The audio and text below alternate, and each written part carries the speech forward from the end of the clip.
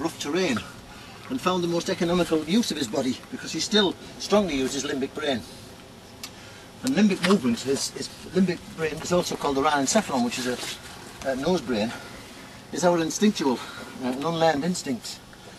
So dating back to whatever DNA we are, even back probably to lizards times, we'd have had these movements in our system before it became a nervous system. In actual fact, this was known as a cloaca, and can still be found as a primitive streak in things like an earthworm or organisms like that. And so what we're doing is retraining the proprioceptive movement of the body. Not climbing, it's not about climbing, it's about cohesing to the rock and finding how the body shape facilitates that without any effort. And just finding lots of movement. So obviously what we've had to do is modify this to a floor or various apparatus in our workshops to simulate these kind of movements.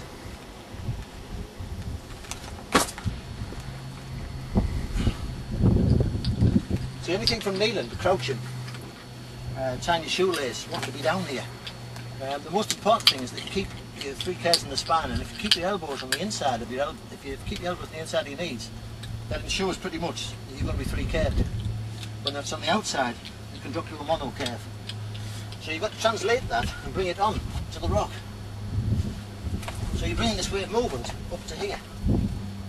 And so then you're not pulling yourself up with this. What you're doing is finding a place that your body's cantilevered out to, that when you put pressure on the hole, allows a lift. So the body is now working as a whole. So I fire here, fire here, fire here, if you want to look for 3 points. And the 4th point gets drawn up for free, not lifted. And this shows the normal weight that anybody would climb up a wall like that? I suspect people would want to face the wall, fear of falling, would want a very strong handhold, like this. Then they would linearly, if they had no training, I watch people in the linear, the knees actually get in the way because they're not very good at this part. And as soon as they arch the back, right, they fall off. Right, so you've got to learn to cohese. And you can have your back arched, but there's other places, other points of contact, working with the rock. So if I wanted to spread my body, I've got to get, it's a decent hold there.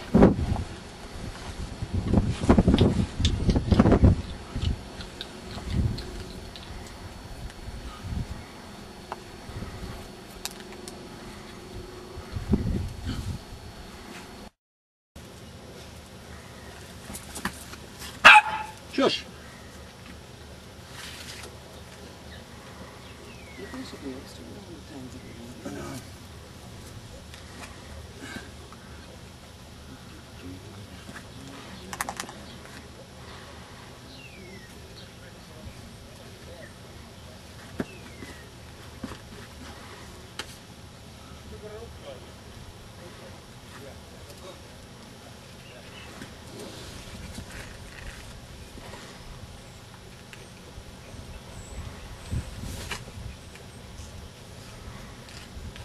That'll do it.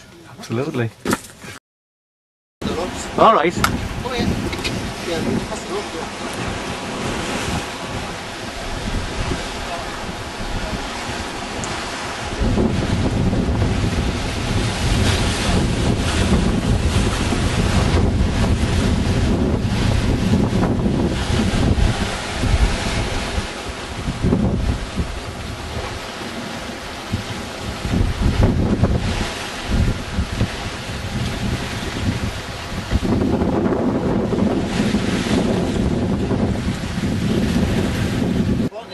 Like this is developing that gait facilitation, so again you can try crawling. As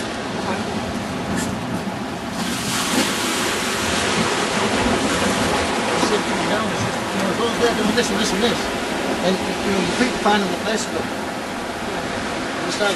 Yeah, I just want to take again, this makes total sense.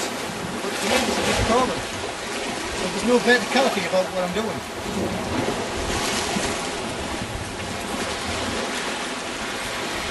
excellent. It's just your feet finding the place because you know where they are. Your feet know where, so you're keeping on it. Also explain is the terrain that we train on all the time, things like wet seaweed. Alright. At the moment the tide's rising, but it's a very quiet tide.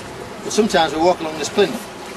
This is very slippy and the waves will crash. In fact, we might do some wave dodging on the way back hopefully, but it seems a bit flat today. But this is our plinth walk because we'd normally be on the rocks training. Yeah. Okay.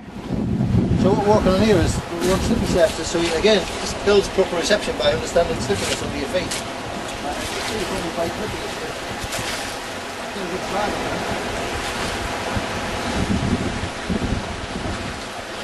See, it's really slippy surface. By walking bent knees and we dodge the waves when they're higher. That's how slippy the surface we're on all the time, so it's training proper reception all the time. Walking on wet seaweed. That's important as well, so it's